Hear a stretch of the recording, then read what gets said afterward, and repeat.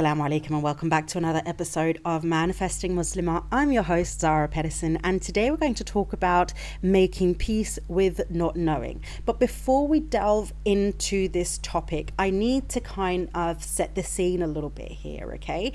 And I will do that by brushing up on some of my favorite advice that has been around since the dawn of time when I started understanding the law of attraction.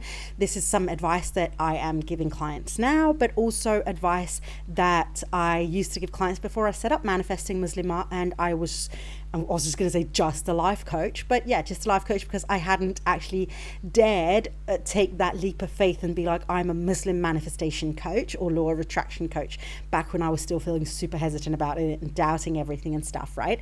And what I used to tell my clients back then, and I still tell clients, and you can find in quite a bit of my content still to this day, is the 2 things you need to know and the 3 things you need to let go of in order to use the law of attraction as Muslims. Okay, so we'll start off with the 2 things you need to know, which is the what it is that you want and why it is that you want it. The what, of course, is the actual manifestation itself, whether it is like an emotion, a physical thing, another person, like a partner, a relationship, whatever it is, right? That's the what. The why is the motivation behind it, the drive, the intention, okay?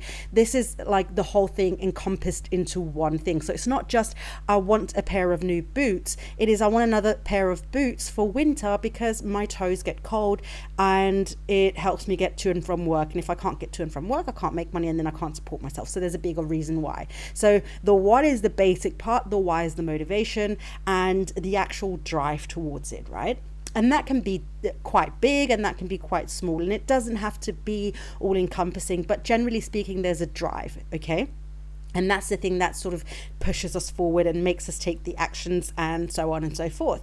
Now, the 3 things we need to let go of is when the manifestation comes, how the manifestation comes, and where the manifestation comes. Okay, so when the manifestation comes is, of course, in Allah's divine timing. Let's not try and force Allah to operate within our very flawed timeline.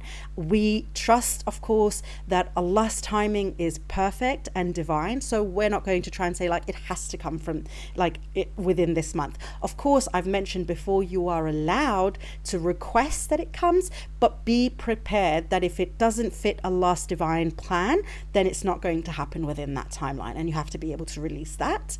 The how it's going to come is, while you might say, I would like these winter boots, we're going to stick with this this example for a little bit here now because it's easy. If you say, oh, I want it to be a birthday present from my mum or my husband or whatever, and they don't give it to you, you might find that it actually comes from there being a sale and you can afford it yourself, or there was a bonus you got at work that made it able for you to afford those boots or whatever it might be. So you might have an idea of how the manifestation is going to come in, but you have to be willing to let go and receive from unexpected areas. So we don't know how the manifestation is going to come in, which is the reason why we have to be so willing and open to let go of our own expectations so that we can actually receive the manifestations how Allah wants us to receive them in the best possible way that He believes is best for us, which of course is the best for us. The where we're going to receive this manifestation, I've used the example of my rose garden before. You might have heard me talk about this before, but back in Denmark when I was married, we bought a big beautiful house and I wanted to manifest this rose garden. I was very vocal about it. I want a big beautiful rose garden because the house was absolutely picturesque and it had a beautiful garden and I wanted roses. I've always wanted roses, and Allah didn't give me the rose garden then because I got a divorce. My ex-husband bought me out of the house and I ended up moving to Spain. And the house that I rented for a year in Spain, without knowing it, came with a massive, beautiful rose garden that was already prepared for me. All I had to do was enjoy it. So this is where I say where, and that could be like a physical location, but it could also be again like the where it's going to come from and the location and all the kind of wheres that you could think of. Okay, so those are the things that I want you to let go of when you're trying to use the law of attraction. Okay, know what it is that you want, why you want it, let go of when, how and where it's going to come from, and have tawakkul, trust in Allah's plan. So with this in mind, I am now going to, and it might seem like for you, backtrack on what I said, because what I now need you to let go of is the why. Not the why of why you want the thing, but the why of why hasn't it come in yet. You need to start making peace with not knowing. You need to start making peace with tawakkul in all its sense of the word. It is not just, oh, I trust Allah, however. It is, I trust Allah, full stop, period, blank. There is nothing more to this sentence, okay? One thing that I get time and time again in my comments, in my DMs, I get it from clients, I get it from some of the girls in the membership, which, by the way, you should check out. If you've been thinking about it for a while, it is popping off in there. It is the best thing I have ever created in Manifesting Muslimah. That and my book, I think, is like the two best things I'm so proud of. And you should definitely check that out. It's a beautiful community. But I digress. The point is that I get the question of why so often. Why hasn't it come yet? Why isn't Allah just giving it to me? Why is it not coming from the source that I wanted? Why? Why is there the delay? Why does it come from a different way? Why? And honestly, the only thing I can say is make peace with not knowing. You need to make peace with not knowing. You might, in the future, in hindsight, figure out the answer why it didn't happen when you thought it was going to happen. Let's take the example of the rose garden, my example of wanting to manifest a rose garden. Now, obviously, when I was still married and we had this big, beautiful house with a big, beautiful garden, and I was out in that garden every single day pruning, I got roses, I was trying everything to make this manifestation happen, and it was not happening. It was not happening. At that moment, I kept thinking to myself, why? But at the same time, I had to continuously let go. Now, what I couldn't have known then was, of course, that I was going to get a divorce, that my ex-husband was going to buy me out of the house, that I wasn't going to live in this house that I so loved, and that I wasn't even going to be in the country, that I was going to move to Spain and settle down in Spain. I'm not even back in Denmark at this point. I've continued my travels. I'm currently in Sicily, right? And so I'm going on like a year and a half now of travels since the divorce, and probably like a couple of years since I, well, a little bit more than a couple of years since I wanted this rose garden, since I wanted to manifest this rose garden. But if you had asked me in that moment, where is it? Where's your rose garden? Why hasn't it come in? I would have been like, I don't know either.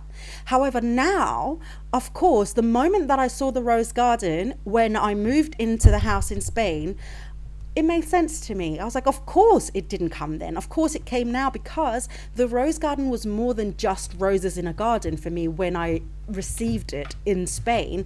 Are you comfortable there, honey? Sorry, Agua, the dog that I'm dog sitting, is underneath the desk that I'm working at. She's so cute. And she's just moving around. So if you hear that, that is her moving around. So when I received the rose garden in the house that I was renting in Spain, it was so much more than just the roses in a garden. It was comfort. It was a sign from Allah that I wasn't alone, because at that moment I very much was physically and mentally, at least, feeling very alone. So physically very alone because I moved up in a rural mountainscape, like up in the mountains, and very far away from people. And mentally, while I thought I was alone, like it felt like I was alone, even though I knew I had friends and family there, but I felt very alone and very lost. So seeing the roses when they came in was such a comfort. It was such a signal from Allah to me that He was with me still, to have faith, to practice tawakkul, to keep returning to Him in His glory. And I would not have been able to have told you that when I was, when my ex-husband and I were still happy in the house. Was I? No. All I could think of was, this is the perfect house and the perfect home for us, and this is the perfect garden that I've always dreamed of. So of course I wanted the roses then. And so this is why it is so important for us to make peace with not knowing. Let go of the why. If you're finding yourself at any moment wanting to ask why, you need to come back to tawakkul. You need to come back to that trust and faith in Allah's plan. Trust and faith in Allah's divine timing. Trust and believe that everything is working out in your favor, even when you can't see it. Even when you don't know how it's going to come in, where it's going to come in from, when it's going to come in, it doesn't matter. It is already planned ahead for you. All you have to do is trust it, tawakkul, practice that patience, that sabr, and surrender it back to Allah. Say, I trust and have faith that if it's not here yet, it means that it's either that I'm not ready for it, or that there's a better plan for it to come at a different time when it'll make more sense for me to have it. Okay, and I know, my darling, how frustrating it can be when you really want something and it can feel like you have a bit of a deadline on something. Now, my rose garden, of course, there wasn't necessarily a deadline or anything on it. That was just like I'd like to sit out in the garden and prune my rose bushes and stuff like that because I love gardening, which I never knew I was going to be that person. But okay, here we are. And you know, that was just a question of like life quality for me. Like it was just more like that would be a nice little thing. There wasn't a deadline on it. And so if there's something like marriage, children, money, financial situations, things like that, a home situation where you need a home or a job, and you're trying to manifest things that have more of a deadline, and it feels like that deadline is approaching and it may even have come and gone and the thing is still not there yet. Even in these situations, and I not trust and believe when I tell you, my darling, I have been there far too many times than I care to admit. And yet at the same time, here I am talking about it because I'm so proud and happy and comforted by where I am in my journey despite all of that, because I keep coming back to Allah, alhamdulillah for that. But I know this feeling, and it can feel so desperate, and it can feel like Allah has let go of you and dropped you and forgot you and ignoring you and just looking after everybody but you, and is trying to punish you or bully you. But trust me when I say, even that, when He lets you fall, it's because in that fall you will learn something. You're going to pick something up off that ground when you land. When you fall and you scratch your knee, in cleaning that little wound, you're going to learn something that's going to help you get back up again and start again with new vigor and courage and whatever else that might have been needed in that journey. So even in the fall, when we're like, why is Allah allowing me to go through this? Why is Allah not just giving it to me because it would make so much sense and it would help me more? Because Allah wants it to happen. Because Allah wants it to, He needs that to happen for you. Allah needs you to fall. Allah needs you to become desperate, because in those moments of desperation, what do? We turn to Allah. In those moments when we feel all hope is lost, we still come to Allah. Even if we come to Allah in frustration, desperation and anger, we still turn to Allah. And it's in the moments when we have everything that we can kind of forget. Now, I'm not saying that you're forgetting and everybody else forgets, but it's a human tendency, and it's something that we're all should be striving to be better at, remembering when things go well to still turn to Allah, right? And it's in the moment of desperations that we pray a little extra hard, or we make that dua a little bit longer, right? When we read Quran with a little bit more emotion, not just to cross it off our list today. When we make our dhikr and we get all wrapped up in it, consumed by it, when we really feel that pull towards Allah, when we really understand within ourselves how desperately we need our Creator in our lives. And so sometimes, even when it doesn't make sense to us, even when we know Allah subhanahu wa ta'ala can give us the things that we want, that could save us and help us and make peace in our lives in a heartbeat, and it doesn't happen, that we can still lean back and say, Alhamdulillah, I trust that my Creator has got me wrapped in his palm and I am safe, and that what is meant for me will come to me as long as I continuously turn my face towards him and I praise him. And even, as I said, even if you are praising him in anger, anguish, desperation, need, so on and so forth, because let's not pretend that doesn't happen, and let's not shame each other for sometimes turning to Allah in anger, in desperation, and in need, in anguish, in frustration, bitterness. Sometimes you gave it to this person and this person was a horrible person and you didn't give it to me. Why that person? They didn't even fight for it, didn't even want it as much as I want it. We've all been there. We've all been, whether or not you want to admit to it, we've all been there. And if you haven't yet, you probably will, because it's a human experience. It's a human experience. Okay. But this is the reason why we need to make peace with not knowing, because we do not know Allah's plan for us. We don't know. Even at the best of times when we feel like we are so on top of it all. We are on top of everything. Our Quran, our dhikr, our salah, our sawm. We're even doing the Monday and Thursday sawms. We're doing everything by the book. And then Allah comes in and he just gives you a whiplash out of nowhere. Trust that there's a reason. Maybe you were getting cocky with it. Maybe you were becoming prideful. Maybe in that you were neglecting other things that need just as much of your attention, or maybe not just as much, but needs your attention, and you weren't giving it to them or it. And so even when, you feel like, I don't understand, it's fine. You don't have to understand. Allah is not asking you to understand. Allah is not saying to you, I will give you the answer to every question in this dunya and in the hereafter. What he is saying to us is have faith, trust in me, believe in me, surrender to my will, and I will give you what is good for you and then some. And then I will give you the ultimate reward in the hereafter if you keep trusting in me and having faith in me. So keep that in mind every time you're thinking about, I don't understand why. You don't have to understand. It's not your question. It's not it's not your job to understand why. It's Allah's job to understand why. That is Allah's job. Let Allah do the job that Allah does.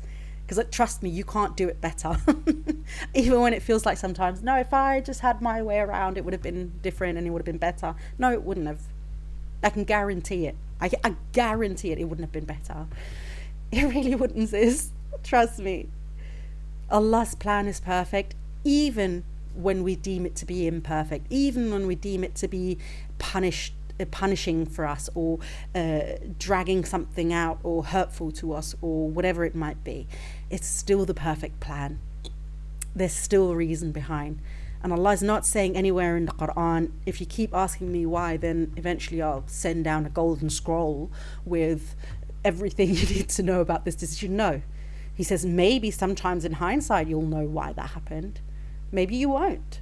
But you have to trust and believe that I allowed this to happen. I facilitated for it to happen for a reason. And while you might not see the reason or understand the reason, I do. And so you need to let go and back off. Okay, Allah wouldn't say it that way. Of course, there would be a much more eloquent way of Allah saying those kinds of things to us. But that is the sentiment. Stop barking up that tree. Make peace with not knowing. And trust me, the more you start making peace with not knowing, letting go of why the thing hasn't come in yet, why it didn't come from this space, or why somebody else got it before you got it, or whatever else the reason is, the sooner you can let go of all of that, the easier it'll be for you to rest in your tawakkul, rest in the gratitude, rest in your sabr, and then the things that you want will keep coming to you with ease and with pleasure, even when you're going through a hard time.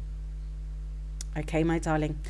So that is what I wanted to share with you today. I've been getting so many messages lately, and I thought I really need to sit down and record an episode about this, because I think a lot of us need this reminder from time to time. And if you're really struggling with this, I would, again, you know what? I would actually suggest that you join the membership group. There's a beautiful community of women from all around the world, and we meet twice a week. You can come as many times as you want to, and we literally sit and we remind each other of Allah.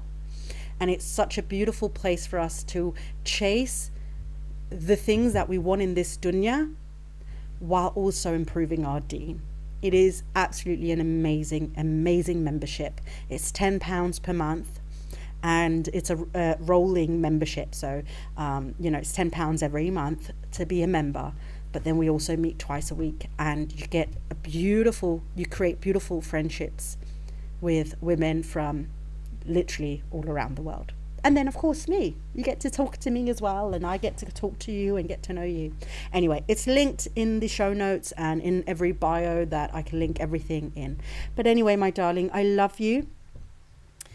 Have tawakkul, have sabr, practice gratitude. Allah is with you even when it feels like He's not. Trust me, that is the only one that is with you even when you feel like you are alone. When everybody else is forsaking you, Allah would never and will never. All you have to do is just turn your face to Him again in salah, in dua, in dhikr, and say, I trust you. And that is it. All right, my darling. Until next time, please don't forget to live in love.